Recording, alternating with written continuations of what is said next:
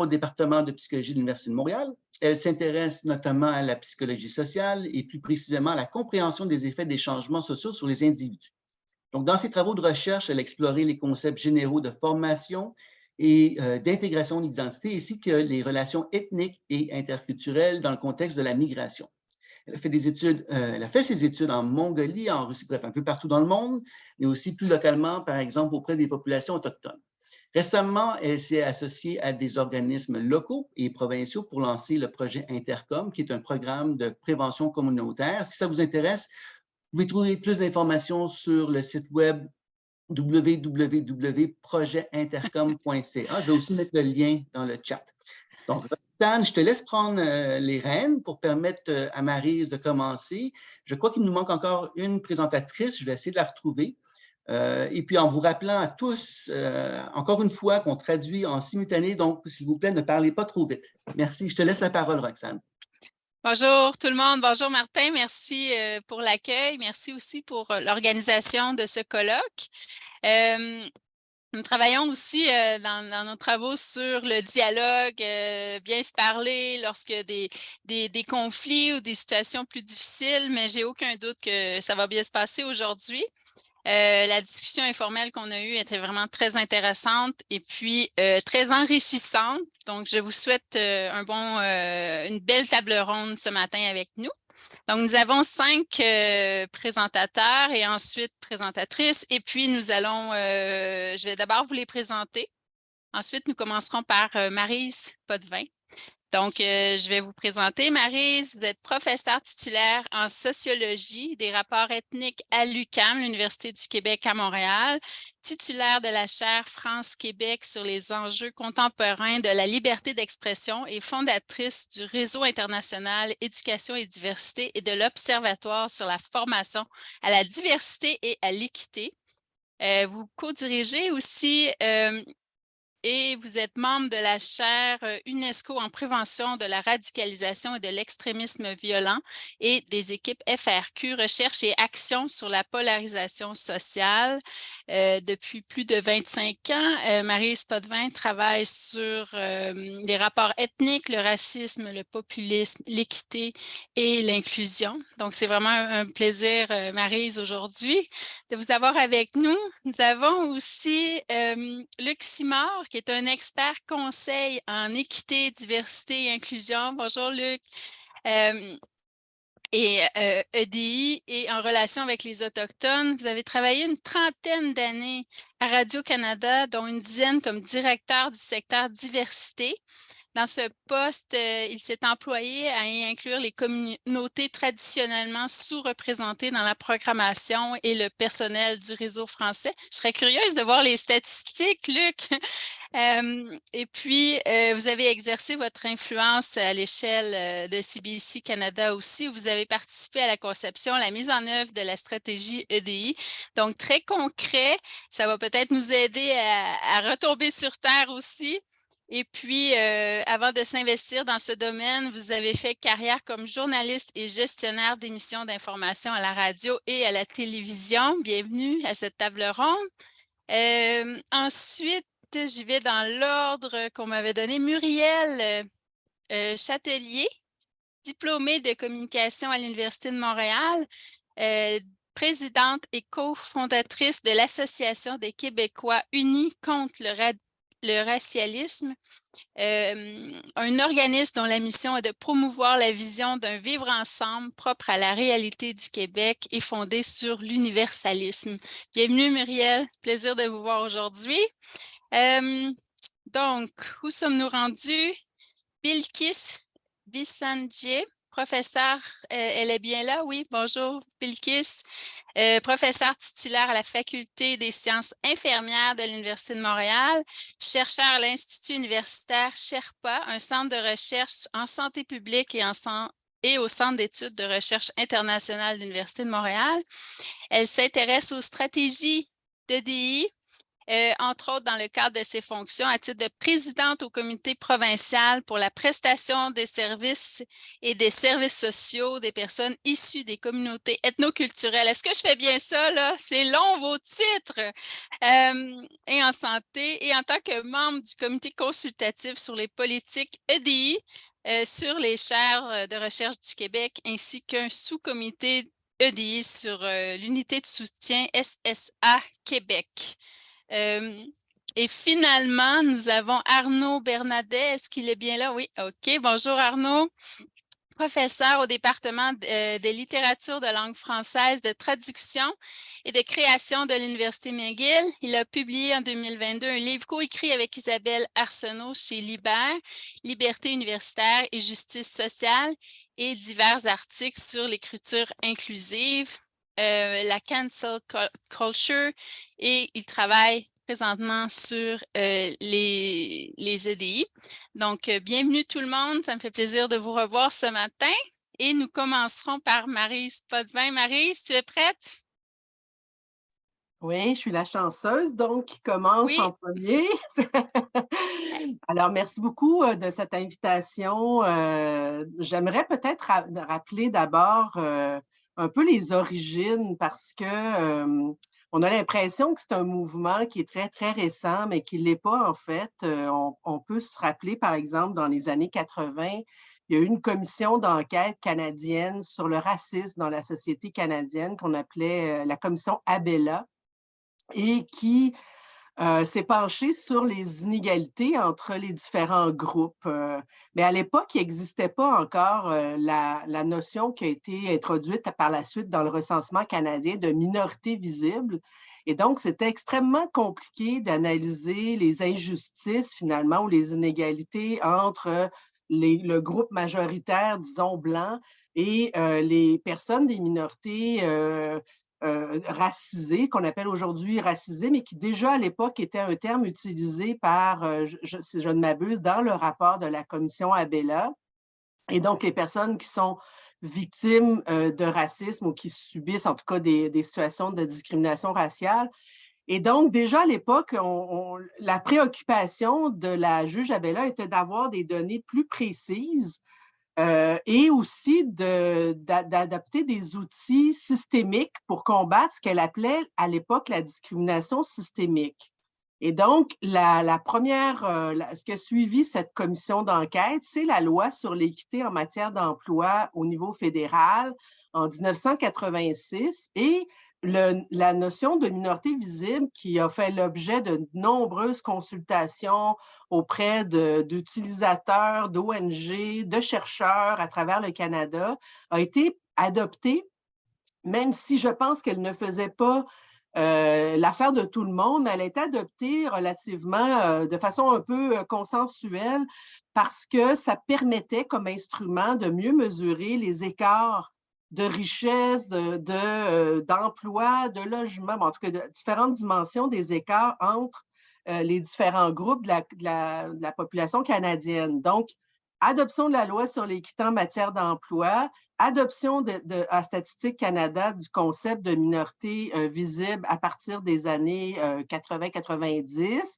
Et aussi, en même temps, en simultané, il y a eu une importante évolution de la jurisprudence canadienne en matière de discrimination, de droits de la personne, qui est passée de la discrimination directe, du concept de discrimination directe à la discrimination indirecte et à la notion d'accommodement raisonnable, notamment à travers un jugement qui concernait les femmes, Action Travail des femmes contre Canadien Pacifique, là, qui est en tout cas, il y avait un célèbre arrêt, finalement, qui a défini même la notion de discrimination systémique en 84 et qui faisait en sorte que lorsqu'on constate une inégalité, que ce soit pour des fêtes religieuses, que ce soit parce que pour handicap, là, tous les motifs de discrimination de la charte, là, des deux chartes, que ce soit pour handicap ou langue, ou, bon, etc., tous les motifs, tous les marqueurs de discrimination, si on constate des discriminations, il faut que les institutions accommodent les personnes dans la limite des contraintes excessives, donc sans que ça crée de contraintes excessives pour les organisations, que ce soit en termes de coûts, en termes de violation des droits d'autrui ou en termes de sécurité publique, par exemple. Donc, ça, c'était les conditions. Donc, ce n'est pas n'importe quelle condition. Il faut quand même qu'il n'y ait pas de contraintes excessives pour adopter un accommodement. Donc, tout ça s'est fait à partir des années 80 et même la notion d'intersectionnalité qui a été créée ou inventée, en tout cas, qui est apparue à peu près à la même époque, surtout en 89, avec un célèbre article de Kimberly Crenshaw aux États-Unis qui disait, ben, en droit, par exemple, lorsqu'on examine une cause, il y a souvent plusieurs motifs de discrimination qui sont interreliés. Par exemple, le fait d'être une femme noire, handicapée, bon, dans une situation, ça peut jouer et ça peut accentuer ou accroître, ou en tout cas refléter une situation qui n'est pas juste reliée à un motif. Et donc, en droit, on a commencé dans les années 80-90 aux États-Unis, mais aussi au Canada. Je pense à la Commission ontarienne des droits qui a adopté une perspective intersectionnelle pour analyser les cas devant les tribunaux pour dire, ben c'est pas juste la couleur, par exemple, qui est en jeu, mais il y a peut-être aussi le genre, puis il y a aussi, bon, d'autres motifs, etc. Et aujourd'hui, ces notions-là ont fait leur petit bonhomme de chemin, comme on sait, dans l'actualité, mais ce n'est pas quelque chose de nouveau. Ça fait plus que 30 ans et même 40 ans que ces concepts-là ont été introduits à la fois dans la jurisprudence, à la fois dans les lois, à la fois dans les sciences sociales et en droit, parce que les auteurs en sciences sociales utilisaient déjà le concept de minorité racisée, de groupe minoré, d'intersectionnalité, etc., qui ont pris une expansion depuis. Et donc, et je rappelle qu'en éducation en particulier, mais pas juste dans les universités, ce qu'on appelle l'approche inclusive, que ce soit au primaire, secondaire, etc., existait aussi, mais surtout en adaptation sociale et scolaire. Mais, et donc, autour du handicap, autour des troubles d'apprentissage, autour donc des soutiens auprès des élèves qui avaient plus de difficultés scolaires, mais après, ça a fait son bonhomme de chemin aussi, notamment au niveau international. Et l'approche inclusive est devenue un discours normatif au plan international. Donc, au début des années 2000, il y a eu un forum mondial sur l'équité en éducation à Dakar qui a adopté un plan d'action en matière d'approche inclusive qui reposait sur les objectifs d'éducation tout au long de la vie, les objectifs du millénaire pour le développement. Et l'UNESCO en a fait des lignes directrices au milieu des années 2005.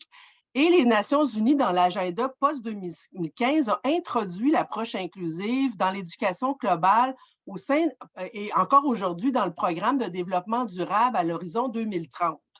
Et donc, ce n'est pas quelque chose de nouveau, mais c'est quelque chose qui est très ancré dans le discours, disons, normatif international. Et il y a même, au niveau de l'UNESCO, l'UNESCO a proposé aux pays d'élaborer des plans d'action nationale pour les guider dans l'élaboration de l'opérationnalisation de l'agenda global et inclusif en éducation, en incluant les objectifs, les indicateurs adaptés à leur contexte politique, social, culturel, etc.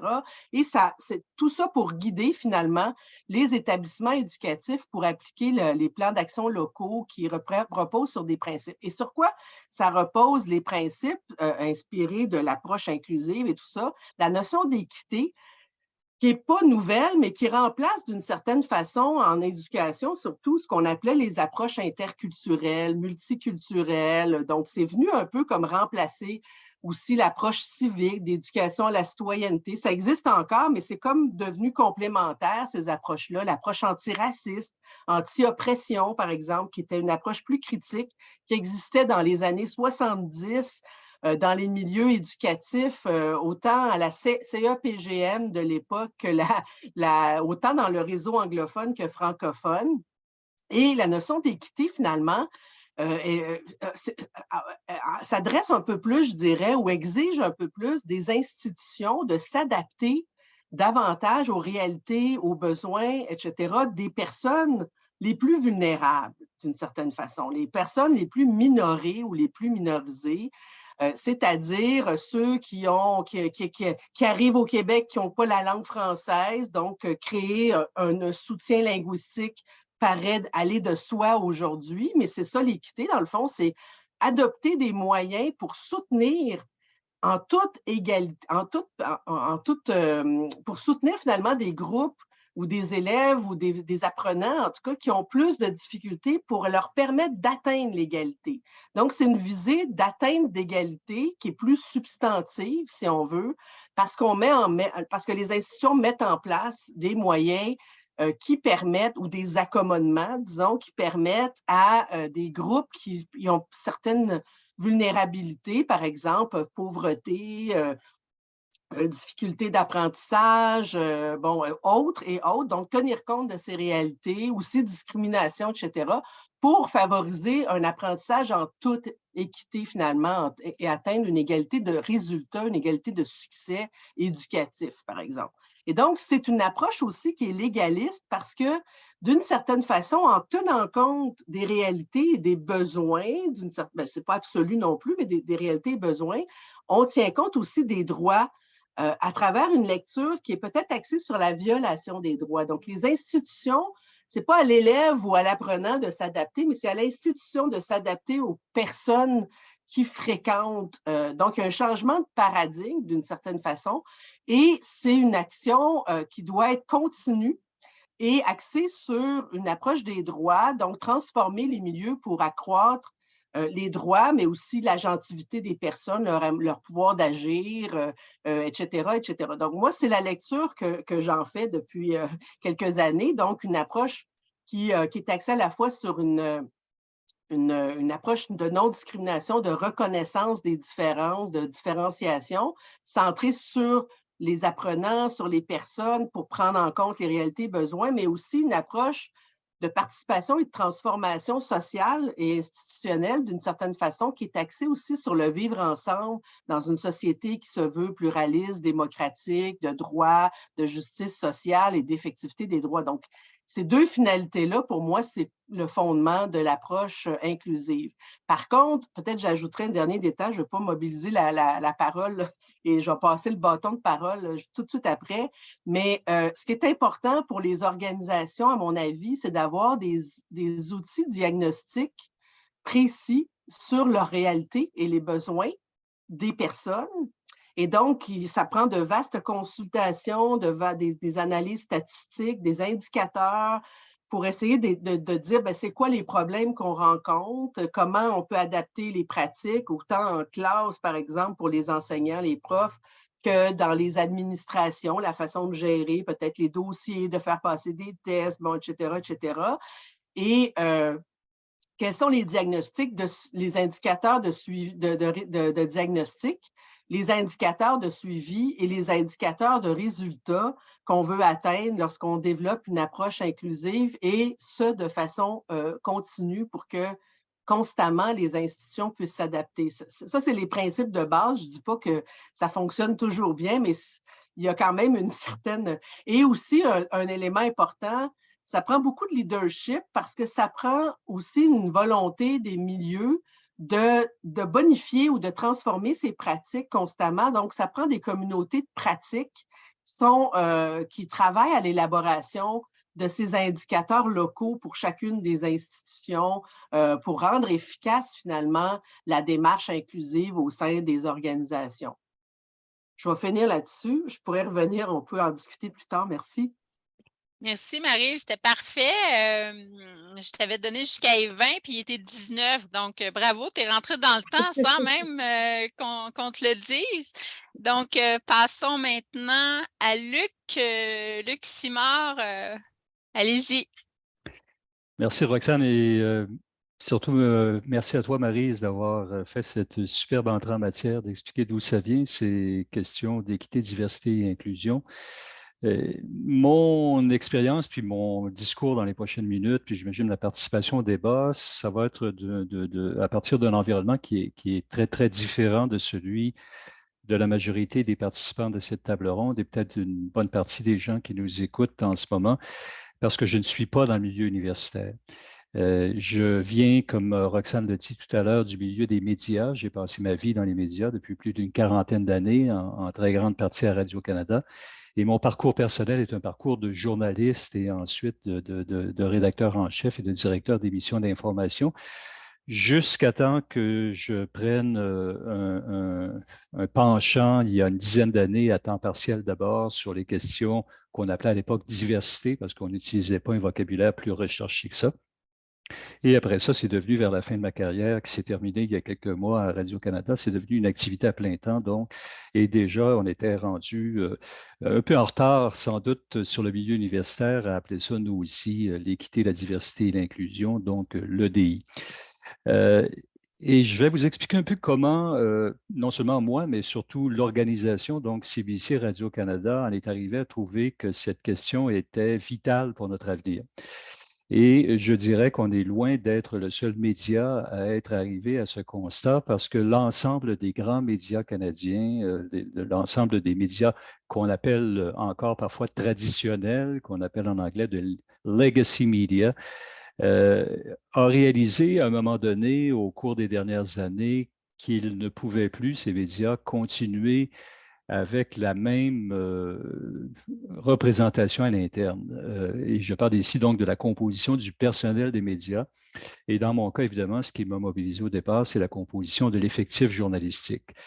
On s'est aperçu à un moment donné que notre effectif ne correspondait plus du tout et s'éloignait de plus en plus de la composition de la société, du public, donc des citoyens qu'on cherche à servir. Tous les médias, évidemment, veulent être populaires. Tous les médias cherchent à avoir soit des lecteurs, soit des auditeurs, soit des téléspectateurs. Dans mon cas, j'ai passé ma vie dans les médias électroniques, donc à la radio en particulier, à la télévision aussi. Donc, on veut avoir des gens qui nous écoutent. Et je dirais que dans le cas d'une organisation comme CBC Radio-Canada, qui est un média public, comme vous le savez, non pas un média financé par le gouvernement, comme nous entendons dire et écrire ces jours-ci, mais un média financé par le Parlement fédéral pour les 2 tiers de ses revenus et qui va chercher des revenus commerciaux pour 1 tiers de ses revenus. C'est un média public, donc qui veut servir le public, qui veut servir les citoyens canadiens. Or, on a constaté chez nous, mais d'autres grands médias l'ont constaté aussi, et des grands médias privés. Hein, je pense au Globe and Mail, par exemple, qui est un journal que je lis tous les jours, ont réalisé qu'il fallait à un moment donné se connecter davantage sur notre public, sur les citoyens, puisque la composition démographique des citoyens changeait très, très rapidement, alors qu'à l'intérieur donc de nos médias, en particulier dans les salles de rédaction, ça ne changeait pas au même rythme. C'est un milieu difficile à percer, le milieu des médias. Sans doute que vous, les gens de l'université, savez aussi que votre milieu et diriez la même chose, que c'est un milieu difficile à percer. Mais les barrières à l'entrée sont extrêmement nombreuses pour une personne qui veut devenir journaliste ou qui veut devenir autrice, disons, auteur de séries télévisées. Ou animateur de talk show, de jeux questionnaires, parce que vous savez tous évidemment que dans le cas de CBC Radio-Canada, on ne fabrique pas que de l'information, que des nouvelles ou des émissions d'information, ce que moi j'ai fait au long de ma carrière, mais on fabrique aussi des émissions de variété et on fabrique aussi des téléséries que vous regardez probablement, tout au moins une partie d'entre vous. Donc, c'est dans tous ces domaines de notre production que c'est difficile d'entrer. Et donc, ces changements démographiques nous ont amené à prendre des décisions en termes de représentativité à l'interne. Au départ, ce n'était que, enfin, je diminue peut-être un peu l'importance de la chose, mais ce n'était que des considérations juridiques. Alors, Marie t'a expliqué très bien tout à l'heure d'où ça vient, donc la loi sur l'équité en matière d'emploi. Il faut savoir qu'un média comme Radio-Canada, puisqu'il est dans le domaine de la télédiffusion et de la radiodiffusion, est de compétence fédérale, donc soumis à la loi fédérale sur l'équité en matière d'emploi. Mais c'est la même chose pour un média que les Québécois connaissent très bien, qui est TVA, par exemple. Et c'est donc dans le domaine de la télédiffusion, de la radiodiffusion, c'est de compétence fédérale. Et donc, il faut respecter cette loi. Cette loi nous oblige évidemment à d'abord établir un portrait de notre effectif. Il y a ce qu'on appelle des groupes désignés, c'est-à-dire au départ, il faut remonter à 86, ça fait presque 40 ans, donc les femmes. En passant, je vais dire, parce que je n'y reviendrai peut-être pas très souvent, mais les femmes, on est à peu près à parité aujourd'hui dans un média comme CBC Radio-Canada. À peu près dans tous les corps d'emploi, sauf les corps d'emploi techniques et informatiques. Là, il y a encore des enjeux, mais disons qu'en information, par exemple, les femmes constituent aujourd'hui non seulement la moitié des effectifs, mais également la moitié des postes de gestionnaires, ce qui est extrêmement important. Et aujourd'hui, par exemple, si on prend Radio-Canada, donc ce qu'on appelle dans notre jargon les services français, ce que vous connaissez en français, donc l'information des services français est dirigée par une femme. Donc, c'est un acquis, n'est-ce pas? Après presque 40 ans de cette loi, il y a la parité au niveau des femmes dans la plupart des secteurs d'une organisation comme CBC Radio-Canada. Mais ce n'est pas le cas. Et c'est encore loin d'être le cas pour les autres groupes désignés. Alors, c'est le jargon de la loi. Donc, on parle des Autochtones, on parle des personnes handicapées et on parle des gens, tu l'as bien expliqué tantôt, Maryse, donc on appelle minorité visible, qui est une invention peut-être un peu, comment dire, originale et contestée, mais qui est encore donc le terme utilisé dans la loi. Donc là-dessus, sur la composition interne de Radio-Canada, juste pour vous donner une idée, donc vers la fin de mon parcours à Radio-Canada, il y a quelques mois, je suis parti à la fin décembre, donc on était en termes de minorité visible à peu près, au niveau de l'effectif de Radio-Canada, à peu près 1/10 de notre effectif, donc 10% qui s'auto-identifient. Il ne faut pas oublier que tout ça, c'est de l'auto-identification. On demande à notre personnel de nous dire comment il se voit. Donc, 10% de notre personnel s'auto-identifie comme faisant partie des minorités visibles. Ce qui est peut-être pas mal, mais ce qui est loin de correspondre évidemment à la proportion dans la population. Mais quand on regarde au niveau des personnes handicapées, bien, ça tombe à un peu plus de 2%. Puis les Autochtones, bien, c'est même pas 1,5%, c'est un peu en bas de 1,5%. Ici, je parle de Radio-Canada, donc je parle des services en français. C'est pas ce qu'on aimerait et ça fait donc pas mieux que ça après de nombreuses années de travail. Donc, ça donne une idée du chemin qu'il reste à accomplir. Quand on se compare aux autres médias canadiens, bien, des fois, on peut se consoler parce que c'est pas mieux. Par exemple, l'Association canadienne des journalistes fait depuis 2 ans et commence prochainement la 3e édition d'un sondage auprès des salles de rédaction. Donc, on parle ici des journalistes.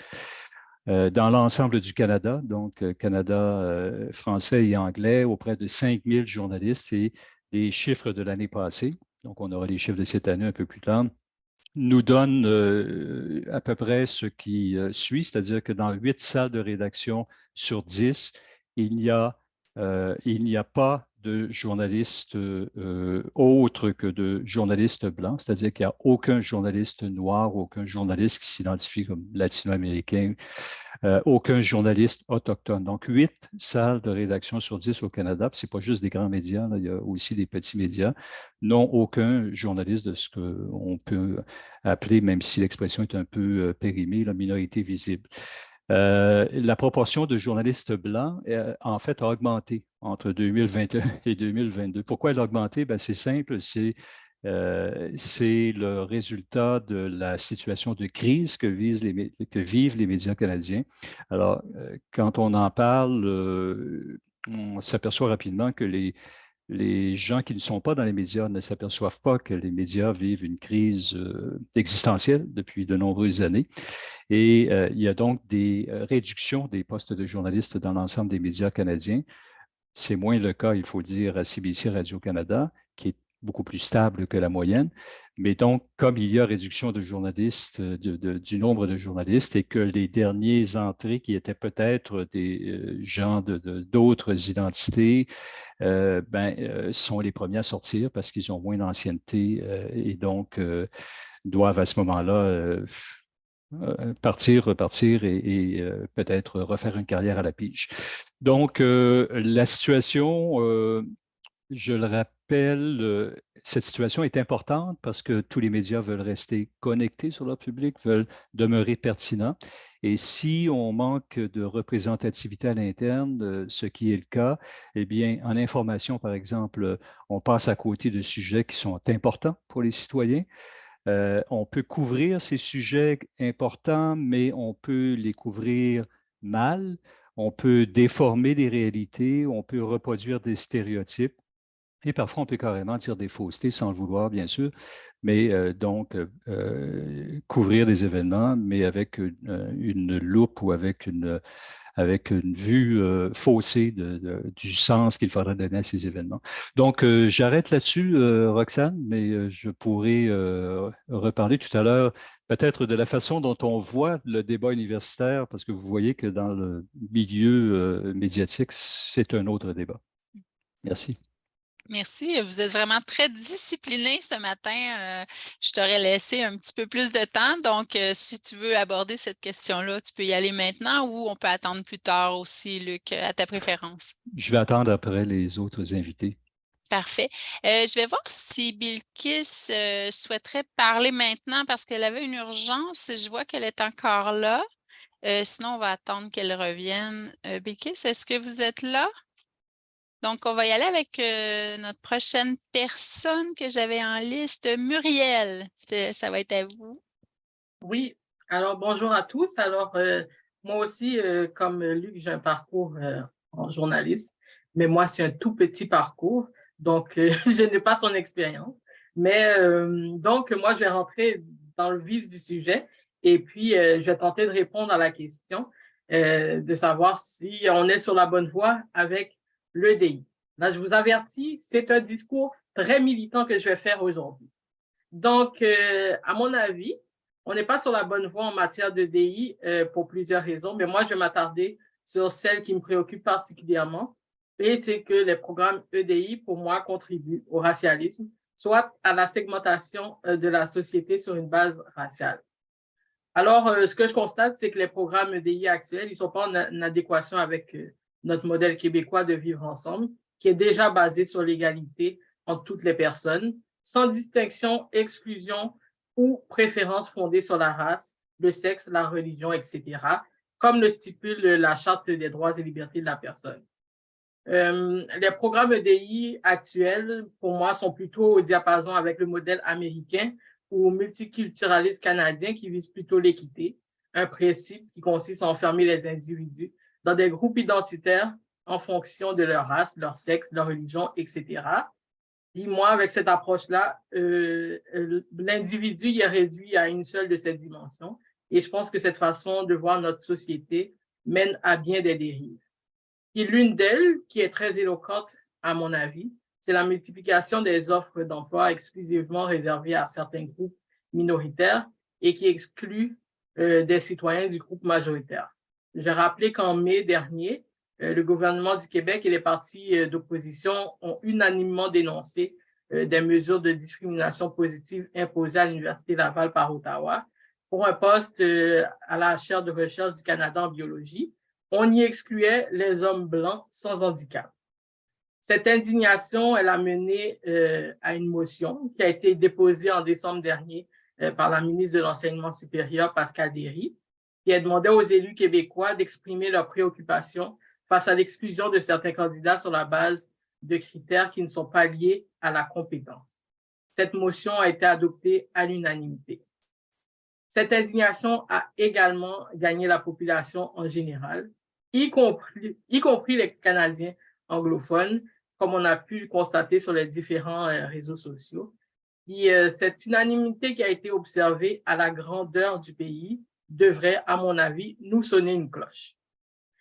Donc, pour postuler à ces postes réservés aux groupes minoritaires, les candidats visés doivent s'auto-identifier, comme l'a dit Lucima tout à l'heure, en fonction de leur race ou de tout autre critère lié à la diversité. Mais, à mon sens, on élude souvent plusieurs questions, puis j'aimerais les porter à votre attention aujourd'hui.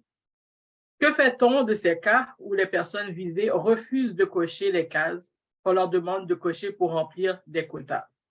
Que fait-on des cas où des citoyens estiment, à juste titre, que des caractéristiques comme leur race ne devraient en aucun cas être prises en considération dans un processus d'embauche?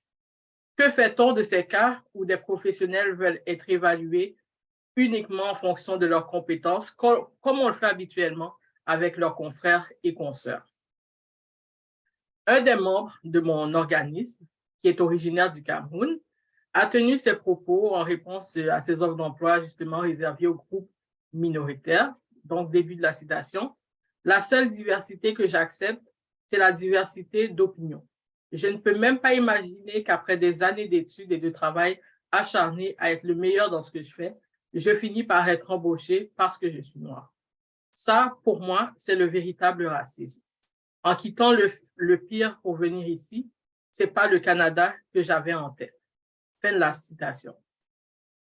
Alors, sans dire que la discrimination raciale n'existe pas, et j'insiste sur ce point, évidemment que la discrimination raciale existe, mais est-ce qu'on peut quand même se permettre de penser aujourd'hui que cette discrimination est peut-être pas aussi virulente que certains militants et groupes de pression le prétendent?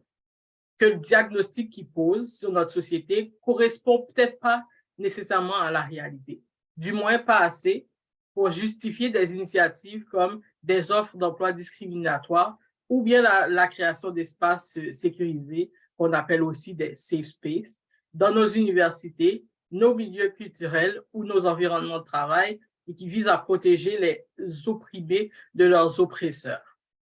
D'ailleurs, il y a une étude qui a été réalisée sur ces espaces sécurisés par un ancien professeur de psychologie et d'études afro-américaines à Harvard, Jim Sidianus, qui est décédé en juin 2021, et qui avance que plus des gens se sentent en sécurité au sein d'un groupe, plus ils sont hostiles à ceux qui n'en font pas partie. En 1963, on retourne loin, en plein cœur de la lutte pour les droits civiques, le 35e président des États-Unis, John F. Kennedy, a fait cette promesse à son peuple lors d'un discours. Là, début de la citation, « La semaine prochaine, je demanderai au Congrès des États-Unis d'agir, de prendre un engagement qu'il n'a pas entièrement pris au cours de ce siècle, de réaffirmer que le concept de race n'a pas sa place dans la vie américaine ni dans sa loi. » Fin de la citation. C'était il y a 60 ans, presque jour pour jour, parce que c'était au printemps ou en été de cette année-là. Et aujourd'hui, nous, dans notre société, qui ne partage d'aucune manière le passé ségrégationniste des États-Unis, on ramène le concept de race à l'avant-plan pour tenter d'expliquer toutes sortes de phénomènes sociaux. Ce concept était déjà obsolète en 1963, mais sous un vernis de justice sociale, il est devenu acceptable. Où est passé l'esprit de cette lutte pour les droits civiques telle qu'elle était menée par Martin Luther King et John F. Kennedy? Moi, je crois sincèrement que c'est des discussions justement comme celles qu'on aura aujourd'hui qui vont nous permettre de réfléchir tous ensemble à ce qu'on souhaite pour notre société. Et pour avancer, est-ce qu'on a vraiment besoin de ces formations EDI qui s'appuient principalement sur la race et le genre et qui sèment la division dans nos institutions? Encore une fois, comme la sociologue Alexandra Kalev l'a indiqué hier, les recherches démontrent que ces formations sont inefficaces et même contre-productives. Je vous invite à écouter, pour ceux qui nous écoutent, son intervention qui a été enregistrée hier ou à lire ses travaux qui sont facilement accessibles sur Internet. Je vais maintenant résumer mon intervention en quelques points en parlant au jeu. 1. Être noir n'est pas un accomplissement. 2. Ma soi-disant race ne devrait jouer aucun rôle lors d'un processus d'embauche. 3. Tout ce qui devrait compter, c'est de savoir si je suis la meilleure personne pour faire la job. 4. Je ne veux pas d'avantage en raison de ma couleur. 5. Je ne veux pas qu'on me choisisse pour remplir des quotas. 6. Je veux qu'on me respecte en tant qu'individu et que seul mon mérite soit considéré sur le marché du travail. En 1964, on retourne encore loin, Martin Luther King a dit lors d'un de ses discours, début de la citation, « Nous ne cherchons pas à passer d'un statut de désavantage à celui de privilégié, ce qui reviendrait à dénaturer la justice. Nous ne remplacerons pas une tyrannie par une autre, parce que la tyrannie noire est aussi dangereuse que la tyrannie blanche. » Fin de la citation. Pour ceux qui seraient tentés de dire qu'ils préfèrent l'approche plus vindicative du leader Malcolm X, je tiens à rappeler que cette même année, 1964, il a fait un voyage à la Mecque qui a radicalement changé sa vision des choses. il y a vécu une véritable fraternité entre personnes de toutes les races, ce qui l'a amené à désavouer le racisme et à déclarer, début de la citation, « Après l'illumination spirituelle que j'ai eu le bonheur de recevoir à la suite de mon récent pèlerinage à la cité sainte de la Mecque, je ne souscris plus à aucune accusation généralisée contre aucune race. Je peux affirmer en toute sincérité que je ne souhaite rien d'autre que la liberté, la justice et l'égalité, une vie libre et une quête sincère du bonheur pour tous les peuples. » Fin de la citation. Je tiens à finir en disant ceci. Il y a moyen de prendre en compte les inégalités qui subsistent dans notre société sans ramener les gens à leur groupe, sans renforcer la ségrégation. Ce n'est pas, à mon avis, ce que fait l'EDI présentement. Une approche qui vise davantage à susciter une nouvelle compréhension des relations raciales qu'à résoudre les problèmes spécifiques des différentes organisations. L'EDI fait fi d'un équilibre intelligent de la prise en compte des inégalités intergroupes et de l'individualisme libéral, soit le respect de la personne humaine. L'EDI bascule dans la division intergroupe et dans l'essentialisation des individus. L'approche EDI n'est pas sur la bonne voie parce qu'elle véhicule une certaine idéologie postmoderniste et victimaire. C'est à nous, en tant que société québécoise, de trouver ensemble une approche moderne qui nous ressemble et ce n'est pas en étant divisés qu'on y arrivera. Merci de m'avoir écouté. Merci Muriel. Alors, nous passons maintenant à Arnaud. Nous avons changé l'ordre des deux derniers panélistes, donc allons-y Arnaud. Merci. Merci à toi. Merci Muriel pour ta prise de position, ta réponse. Au moins, c'est très clair. Ça répond à la question du panel. Je vais peut-être essayer de déplacer, sans répéter ce qui a été dit, puis déplacer un petit peu la conversation en remettant certains éléments à plat. Bon, tout le monde a entendu parler de l'équité, de la diversité, de l'inclusion. C'est un phénomène qui est quand même difficile à saisir parce qu'il est protéiforme. Là, j'entends beaucoup de choses sur les politiques d'embauche, j'entends beaucoup de choses sur la représentation, mais les EDI, c'est tout aussi bien les ateliers de sensibilisation aux biais inconscients, aux biais racistes, ou aux microagressions, c'est tout aussi bien les plans gestionnaires dans ceux d'autres, les universités, les entreprises, les administrations. Enfin bref, donc c'est quand même un éventail donc très large. De quoi on parle exactement? L'autre observation que je ferai de base, c'est qu'à l'heure actuelle, il n'existe pas au Québec, si je me situe localement, de contre-discours aux EDI. Tout le monde semble trouver ça super, hein, la diversité, l'équité, l'inclusion, c'est le nec plus ultra. Qui serait contre, au fond? Un réac ou un facho, bien sûr. Pourtant, quand on regarde la formule, on voit que ça fonctionne comme un slogan. Et c'est peut-être là que les difficultés commencent, c'est-à-dire on commence à questionner les notions. Par exemple, la diversité. La diversité, ce n'est pas un concept. La diversité, c'est un terme dont le périmètre est plus ou moins flexible, mais de quoi on parle? S'agit-il de diversité sociale, de diversité religieuse, ethno-raciale, linguistique, etc. L'équité, on y est favorable du moment qu'il s'agit de donner sa chance à tous et de lever certains obstacles, de corriger certaines inégalités et de pousser des groupes qui sont défavorisés. La question, c'est selon quel mécanisme? Et puis, c'est là, en général, que commencent les chicanes. Autrement dit, EDI, c'est d'abord et avant tout, c'est une formule fourre-tout, et tout le monde y trouve son compte. C'est précisément ce qu'on appelle l'inclusion dans les agences de communication, faut-il le rappeler. Dans le domaine du marketing, du design, on parle d'inclusion. L'inclusion, c'est faire des messages inclusifs, et c'est exactement comme ça que fonctionne la formule EDI, d'où son efficacité sociale, qui tient à son flou, évidemment, corrélativement définitionnel, son flou définitionnel.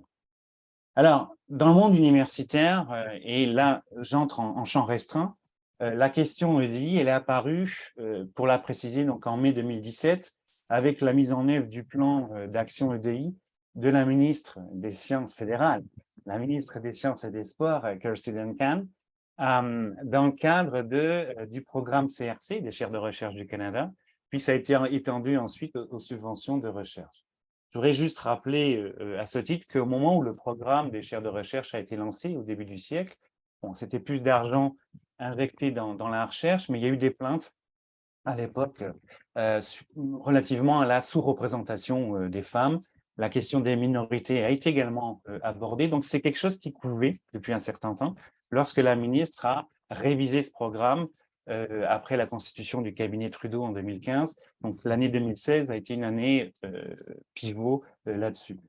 Donc d'une certaine façon, le plan Duncan, au fond, c'est quoi? C'est une mesure d'État qui est là pour corriger les inégalités du milieu savant. Donc c'est quand même ça la visée.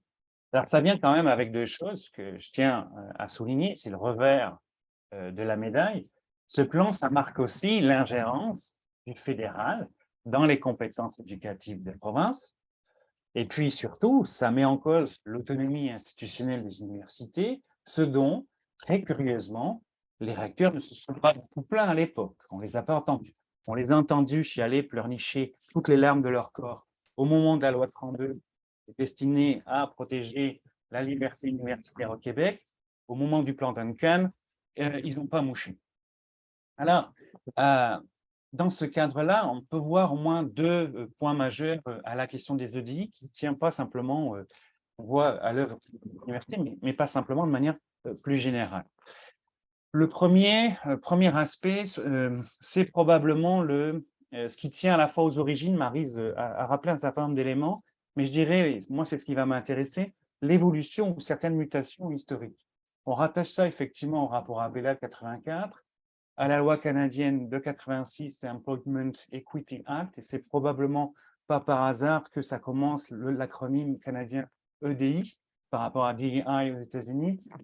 C'est un petit clin d'œil évidemment sur Equity. Je voudrais quand même rappeler une chose, c'est que à la suite des politiques d'affirmative action aux États-Unis qui ont été démantelées pas mal par la droite réganienne dans les années 80, à la suite des programmes Equity au Canada qui constituent en fait la version canadienne de l'affirmative action, c'est dit comme tel dans le rapport Abela.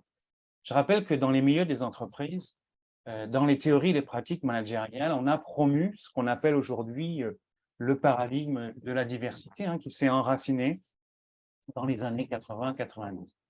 Un point de repère là-dessus, c'est la fondation en 1984 de l'American Institute for Managing Diversity de Thomas Roosevelt, qui est le grand homme dans ce domaine. Depuis les années 2000 et surtout 2010, dans la littérature managériale et dans les pratiques, on parle de paradigme plutôt inclusif, d'où la formule EDI avec toutes ses variantes, EDIA, anti-racism, EDID, décolonisation, decolonization, GEDI, donc gestion des EDI, ou encore le meilleur, JEDI, May the Force be with you, Justice, Equity, Diversity, Inclusion. Bon, donc c'est toute la valse, évidemment. Alors, ce qui est intéressant, c'est le milieu entrepreneurial de manière générale, mais ça impacte évidemment le monde universitaire. Si je regarde, par exemple, le livre blanc EDI de la chaire pour les femmes en sciences et en génie, on parle très logiquement de, je cite, gestion inclusive. Gestion inclusive. Si je prends le plan EDI de l'Université Laval, il est question de gouvernance inclusive. On ne peut pas être plus clair. Le deuxième élément, c'est que ces EDI sont inséparables d'une dynamique économique, d'une économie dématérialisée, une économie de services qui est faite d'experts, qui est faite de consultants. Alors, le spectre est très large, ça va de la firme McKinsey, par exemple, qui vend ses produits à certains États, je ne vous fais pas de dessin, et qui a absorbé tout le vocabulaire savant et militant, l'intersectionnalité, le racisme systémique. Ça va de ça à des organisations sans but lucratif. Je pense par exemple au réseau interuniversitaire québécois, EDI, dont les fonds de recherche du Québec ont financé date récente une compilation sur les pratiques innovantes en EDI dans le monde. Alors, c'est, disons, l'évolution vers ce modèle entrepreneurial et managérial qui, par-delà l'intervention de l'État, nourrit quand même beaucoup les plans EDI. Je rappelle quand même ces lieux communs. Dans les entreprises, on valorise la différence, la diversité, parce qu'on considère que c'est une force de l'entreprise, que c'est à la base de sa performance. Je rappelle ce lieu commun. Ce qui est plus curieux, c'est de voir ce lieu commun rappelé dans des articles de la Harvard Business Review qui sont donnés en référence, en source, sur les sites des subventions de recherche, des organismes subventionnaires de recherche du fédéral. Dans une perspective inclusive, on va non seulement accueillir la différence, la diversité, des gens de background, d'expérience, de perspectives différentes, mais on va encore la promouvoir parce qu'on estime que ça va être à la base de la productivité de l'entreprise. La firme McKinsey parle à ce sujet, j'adore cette expression, de inclusive growth, hein, la croissance inclusive. Hein, c'est un capitalisme juste, enfin, visagine, hein, la croissance inclusive. Dans le monde universitaire, on n'échappe pas à cette idéologie, évidemment, de la productivité. On parle plutôt d'excellence, hein, qui est un mot de la novlangue néolibérale des années 90, un mot creux par excellence, hein, tout ce qui a trait à la gestion de la qualité, en fait. Et très logiquement, on entend parler aujourd'hui d'excellence inclusive. Alors, il me semble que de ça, et je terminerai donc là-dessus, de ça découlent deux difficultés majeures. Un conflit très clair dans les universités entre le modèle managérial, hein, et puis le modèle collégial. Faut-il le rappeler, une université, ce n'est pas une entreprise. Faut-il le rappeler, une université, c'est un collège de professeurs. Donc ça, c'est le premier point. Je donne un simple exemple qu'on trouve dans le plan EDI de l'Université Concordia. À un moment donné, pour les profilages de postes, ceux qui ont rédigé le plan EDI voient bien le problème arriver. Normalement, ça appartient au collège des professeurs de décider quel est le profil du poste, mais si on a des cibles à atteindre, ça c'est le management, l'administration, puis là il risque d'y avoir une zone de conflit importante là-dessus. Deuxième point, c'est la nature de la justice qui est mise en œuvre. Les EDI, je m'excuse, mais jusqu'à preuve du contraire, c'est centré presque exclusivement sur la race et le genre. Et le grand oubli de ces politiques, ce sont les inégalités socio-économiques. Il n'y a rien là-dessus, presque rien. Ou alors c'est impliqué, subsumé sous les termes donc race et genre, mais je m'excuse de rappeler quand même l'élémentaire. On peut être lesbienne et puis venir d'un milieu favorisé, on peut être trans et venir de low income family, une famille donc plutôt pauvre. Donc là, il y a la question de la co-articulation, évidemment, entre ces questions, qui sont toutes légitimes, mais les plans EDI ne sont pas fondés sur la considération de ce critère d'inégalité socio-économique, qui ne concerne pas simplement non plus, je ne sais pas quelle population est noire, ça concerne aussi bien blanc également. Le dernier problème, et je m'arrêterai donc là-dessus, c'est promis Roxane, c'est le cadrage idéologique imposé verticalement par les EDI. C'est probablement la zone de friction la plus importante et c'est celle qui nous amène très loin des politiques d'embauche. Je le résumerai en quelques questions. Pourquoi un demandeur de subvention fédérale en sciences et en génie doit-il aujourd'hui déclarer obligatoirement sa race auprès de l'organisme quand il fait sa demande? Pourquoi un demandeur de subvention au CRSH devrait-il intégrer les principes EDI, je cite, dans la conception même du programme de recherche et dans les pratiques, sur la base de concepts qui sont déclinés sur les sites, hein, la normativité blanche, l'intersectionnalité, des concepts ou une conception qui ne s'applique pas nécessairement à son champ de recherche, qui ne s'applique pas nécessairement à son objet, et en ce qui concerne les concepts, comme tous, on ne peut pas les tenir comme allant de soi pour a priori, tous doivent être discutés et mis en débat. Là, ce qu'on a à faire, c'est à plus à des techniques de contrôle ou à des orientations. En tout cas, on est à rebours de ce qu'est une liberté de recherche qui, par définition, ne peut pas être orientée. On peut mettre l'accent, si on veut, sur certaines thématiques, bien sûr, et ouvrir des bourses ou des subventions spécifiques là-dessus. Mais du point de vue d'une recherche fondamentale, là, il y a un vrai problème. Voilà à peu près les pistes que je suggérais. Je m'arrête là, donc je laisse la parole à Merci Arnaud, merci. On va passer à Bilkis maintenant, allez-y. Oui, bonjour, merci beaucoup. Est-ce que vous m'entendez bien? Oui, on vous entend bien. Parfait, très bien, j'avais eu des petits soucis, alors je m'excuse. Et puis merci à mes collègues d'avoir présenté la majorité, sinon tous les arguments. Et c'est toujours un petit défi que d'être la personne qui est en dernier, qui présente. Par contre, je peux certainement construire sur tous les éléments qui ont été présentés jusqu'à maintenant. Notamment, je retiens donc, et Roxane, je vais faire un petit peu votre travail à essayer de ramasser, puis je vous laisserai construire sur les points à retenir dans la conclusion avant de lancer la conversation avec nos participantes et nos participants. Donc, on comprend très bien que depuis de très nombreuses années, on a déjà eu l'occasion de penser EDI sans nécessairement nommer EDI.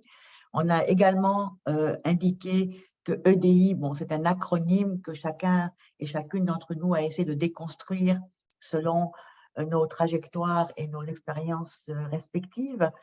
On a aussi mentionné que de nombreuses personnes, finalement, ça s'agite depuis au moins 2017 concrètement, qu'une diversité d'instances s'agite à mettre en place une forme de plan d'action vers des approches et des stratégies inclusives dans tous les domaines d'une organisation, de la direction, de la gouvernance, aux ressources humaines, aux talents mentionnés par mes collègues tout à l'heure, en s'assurant que tous et toutes y trouvent une forme de compte pour soi, tant dans l'enseignement, la recherche et en ce qui me concerne particulièrement la pratique clinique dans les institutions de santé et de services sociaux.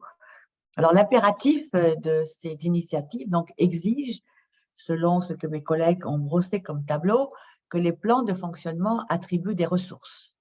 Je pense que ça sera une des questions qu'on peut parler, c'est les ressources humaines, chacun et chacune d'entre vous en a parlé. Les ressources financières, évidemment, il en faut absolument. Est-ce que c'est le cas? Je pense que c'est une question à se poser. On peut parler. Maintenant, est-ce qu'on a effectivement investi en ce sens? Et surtout, l'autre point que je souhaite qu'on aborde dans le cadre de nos discussions, ce sont les mécanismes de redevabilité de ces actions qu'on appelle novatrices, innovantes, performatives, vers des changements qui seraient, de ce que j'entends et de ce que je lis, systémiques. Donc, dans l'identification des obstacles qui ont été mentionnés dans divers secteurs par mes collègues, c'est justement de cibler ces efforts de sensibilisation. Ça veut dire quoi exactement? Est-ce qu'on ne le faisait pas déjà, mais peut-être de façon qui était moins évidente, moins ouverte? Maintenant, on a même l'impression que le langage « je fais de l'EDI », ce que ça veut dire, je ne sais pas trop exactement, mais tout le monde et toutes les instances semblent faire de l'EDI. Donc, moi, je pense qu'on devrait peut-être revenir à ce que ça veut dire. Est-ce que ça veut dire qu'on se sensibilise plus? Est-ce qu'on valorise et qu'on prend le temps de valoriser la diversité? Ce que je retiens aussi des propos, et je voulais construire là-dessus, c'est la croissance, la productivité, l'excellence, que mes collègues ont soulevé avec beaucoup d'éloquence. Et dans les lectures en préparation, puis autrement dans ma vie de tous les jours, est-ce qu'on pourrait se poser la question, puis Muriel, merci d'avoir énoncé quelques questions, est-ce que sans une sensibilité à l'EDI, puis on va certainement avoir un petit débat sur ces acronymes, est-ce que sans une sensibilité à l'EDI, on peut réellement atteindre, Arnaud, je vous interpelle là-dessus, l'excellence? La plupart, sinon tous, ont parlé d'excellence. Que veut dire excellence? Et pour nous, chercheurs et aussi praticiens cliniques, c'est, comme vous l'avez très bien mentionné, la présence de scientifiques dans leur parcours, dans leurs points de vue différents, et surtout de se poser des questions, et des questions audacieuses et des solutions possiblement audacieuses pour pouvoir tenir compte de ces expériences et d'être à l'aise de le faire. Donc, est-ce qu'on peut dire qu'on a besoin de l'EDI pour atteindre l'excellence dans ce qu'on produit comme recherche et qui serait ultimement ensuite appliqué dans la communauté qui, elle, est tissée à toute sa pratique d'EDI? Donc, je pense qu'on pourrait se poser cette question-là et c'est pour ça qu'aujourd'hui, on est présent à discuter de regarder les différents obstacles avec des lentilles, des approches différentes Et un autre élément que je souhaite rapporter ici dans le dernier petit 3-4 minutes que j'ai, c'est justement de revenir à ce qu'on appellerait des communautés d'équité, notamment quand on parle de l'utilisation des connaissances qui sont issues d'une recherche qui a pris en compte justement la diversité. Et ce que je souhaiterais apporter dans la conversation à titre de personne professionnelle de la santé, c'est justement ce qui nous réunit dans notre pratique clinique. D'abord, on a ce parapluie avec lequel on commence, qui est le Code civil. À toute fin pratique, nous sommes régis par le Code civil qui nous demande justement d'agir en harmonie avec la Charte des droits et libertés de la personne, les principes généraux du droit. Plusieurs d'entre vous en ont fait écho, les rapports entre les personnes et ce qui constitue cet ensemble de règles qui fait de nous des personnes qui peuvent se côtoyer et qui se respectent. Et je crois qu'on a à se préoccuper justement de s'inscrire dans ces dispositions, dans ce qui ensuite se décline par le biais de nos codes des professions, dans lesquels on parle de l'importance de se donner à bien s'assurer du consentement dans une perspective d'équité. Donc, dans une conversation d'EDI, si la personne ne parle pas français ou anglais et nécessite des soins et surtout de comprendre les soins qu'on doit lui octroyer et que le consentement soit clair et éclairé dans la mesure, pour moi, de m'assurer que j'ai fait mon travail de clinicienne correctement, je me dois d'avoir des ressources et des moyens. Si mon institution n'a pas mis en place des ressources comme l'interprétariat pour que je puisse faire appel, je veux bien être sensibilisée, entre guillemets, à l'EDI, mais si je ne peux pas appliquer ce qui constitue de m'assurer d'un consentement éclairé d'une personne qui finalement est dans une situation de vulnérabilité, je crois qu'on revient aux ressources dont il faut penser au-delà des paroles et donc de mettre ces actions-là en place. Et finalement, nous avons donc cette responsabilité qui revient au niveau de notre code de pratique professionnelle. Alors, je crois que ce sont les éléments que je voulais rajouter dans le mesclin des différents points de vue qui ont été rapportés par mes collègues. Et encore une fois, merci Roxane de nous aider à mettre la table pour cette discussion.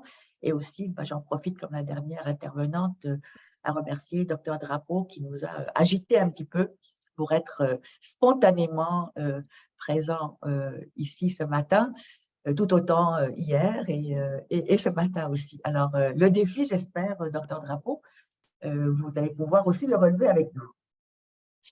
Merci beaucoup, Bilkis. Donc, là, on ouvre